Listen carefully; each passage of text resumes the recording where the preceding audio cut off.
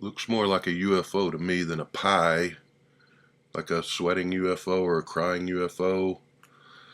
But anyway, so this is another one of Paul's comeback albums. And hello, all you people who collect records out there. This is Matt, and this is a continuation of my Paul McCartney albums in order of release reviews, which brings us to May 5th of 1997. This is Flaming Pie. Got all the way up to number 2 in both England and America.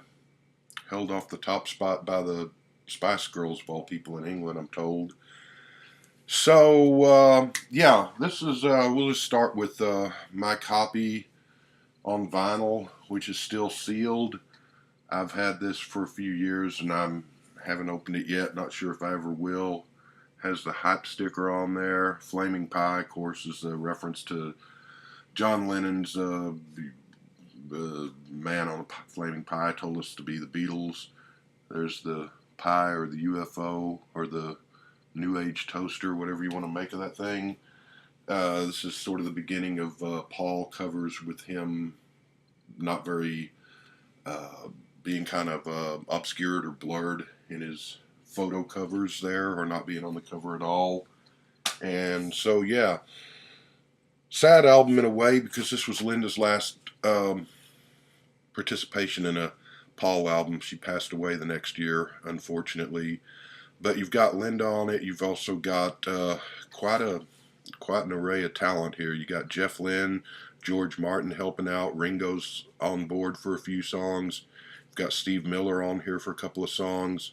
And you got Paul's son, the kid with the doesn't have any personality, but he plays a pretty good guitar, so give him credit for that. And had a couple of albums between this and the last one off the ground. You had the Strawberry Ocean, Pop Tarts, Soda Pop, Snow Cone, whatever that thing's called, in 1993, the first of the Fireman album, which I've heard bits of a long time ago. I don't really remember it. Wasn't too impressed with what I heard, but unfair to say because it's been forever since I've heard it.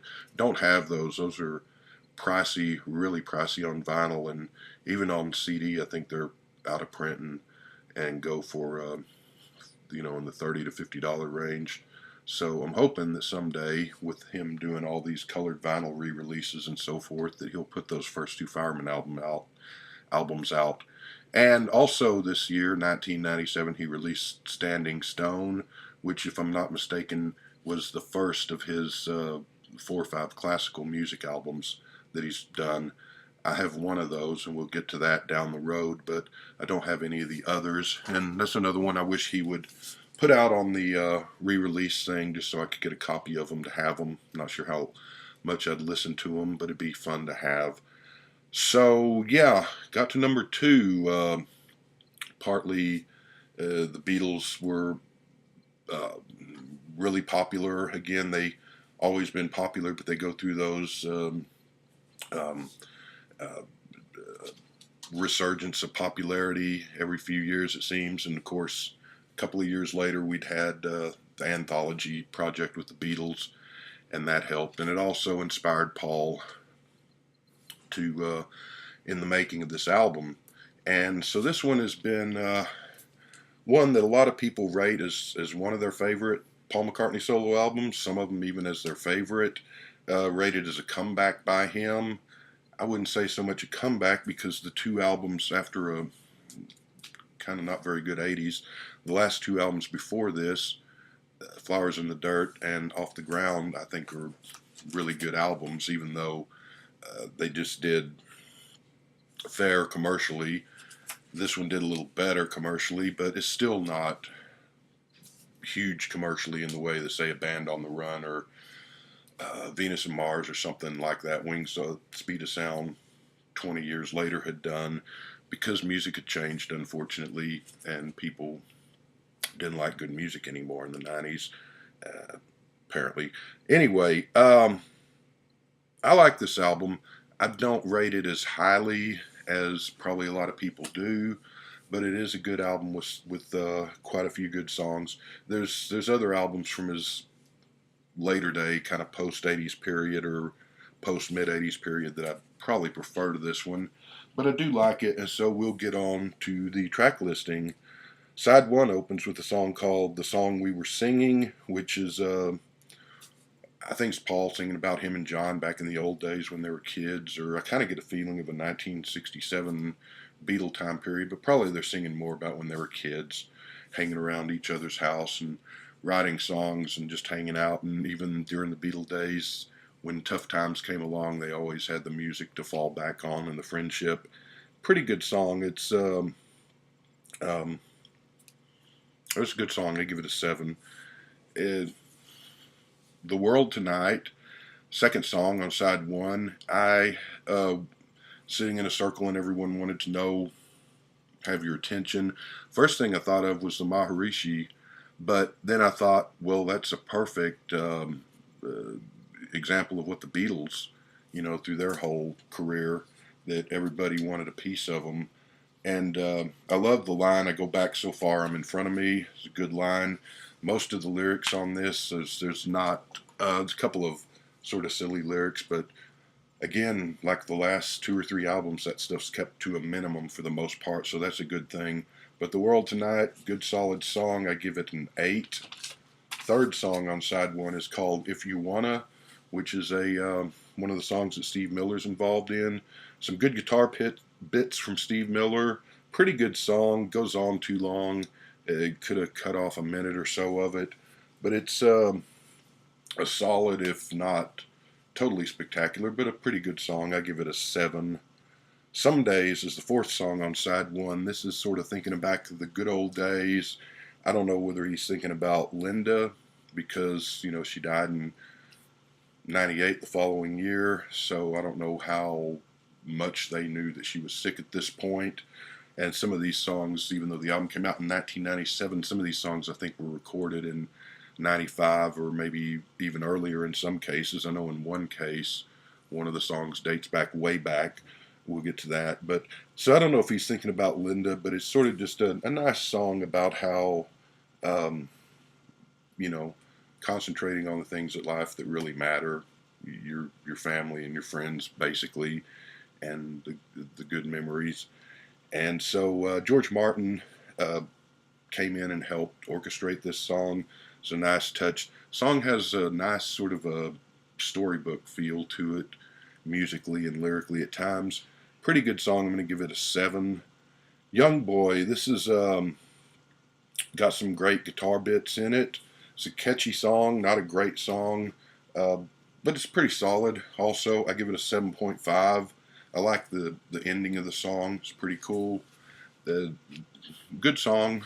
There's nothing really to write home about, but just good solid song. So actually I gave that a 7.5, so I guess I liked it a little more than I thought. Calico Skies, which was one of the ones that I remember hearing on the radio back when this came out.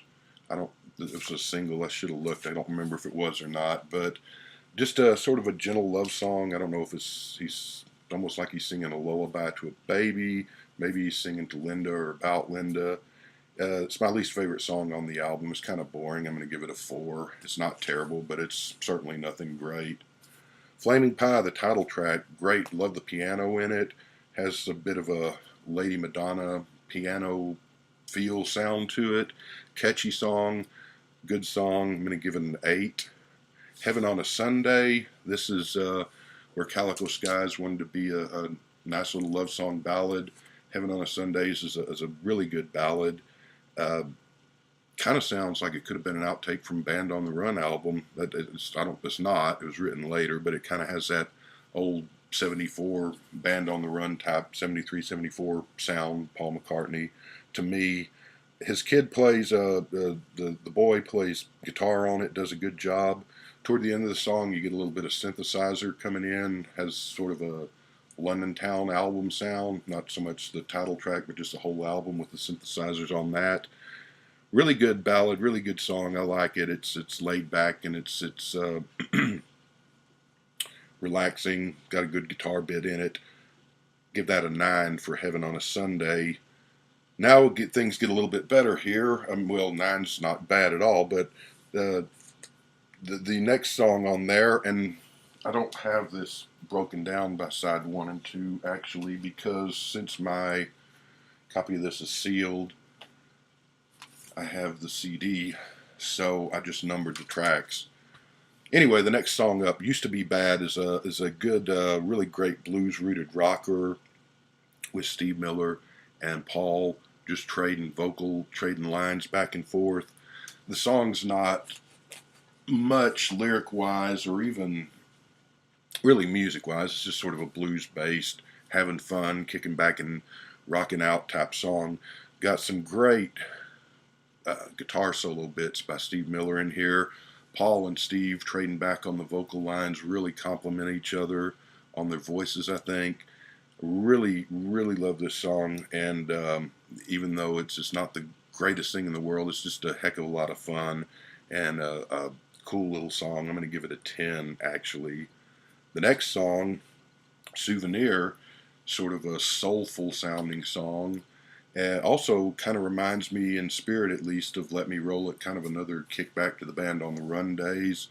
And this is kind of a sad song, and again, I don't know if reading too much into this because of Linda passing away the next year and how much Paul and them knew of her condition again. So, but it's sort of a, appreciate things while they're around, because unfortunately in life, they're not always going to be. And I really like this one. Souvenir gets a 10. Very good song. Little Willow is next. It's a pretty little ballad written in the memory of Maureen Starkey, who had passed away a year or two before this album came out, and directed at the 3 kids of her and Ringo. And it's the sentiment is good. Life happens. Hold on tight while you can, because life will kick you in the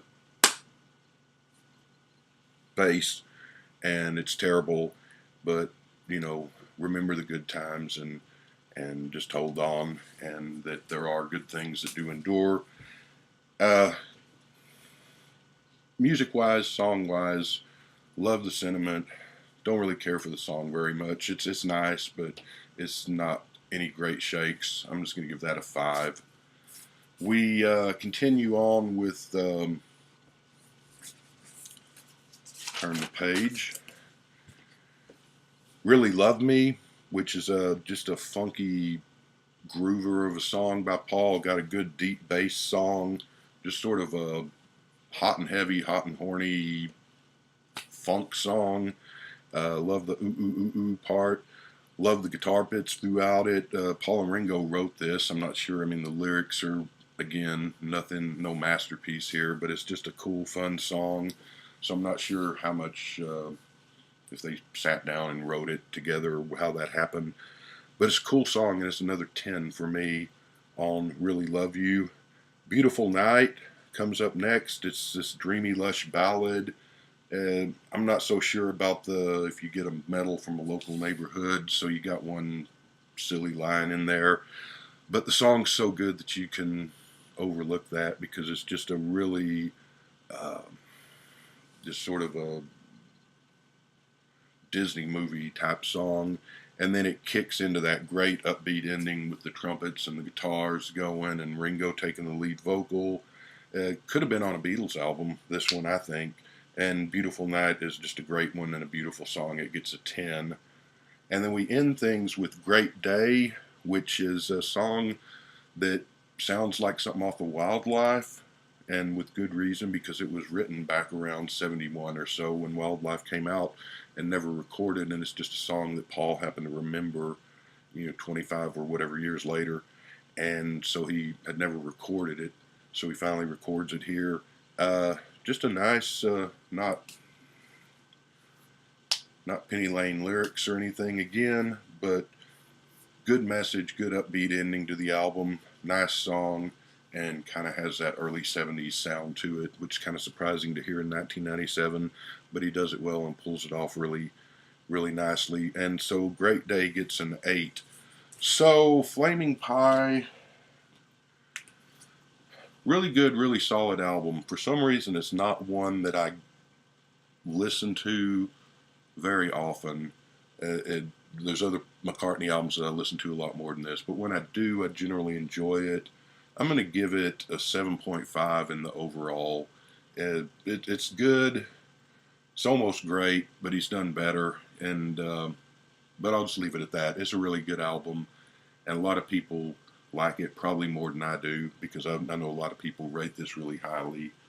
But it's a good one. I'll give you that. I'll give it a what I'd say 7.5. So there we go, and I'll be back with the next Paul album when I'm back. And have a good weekend.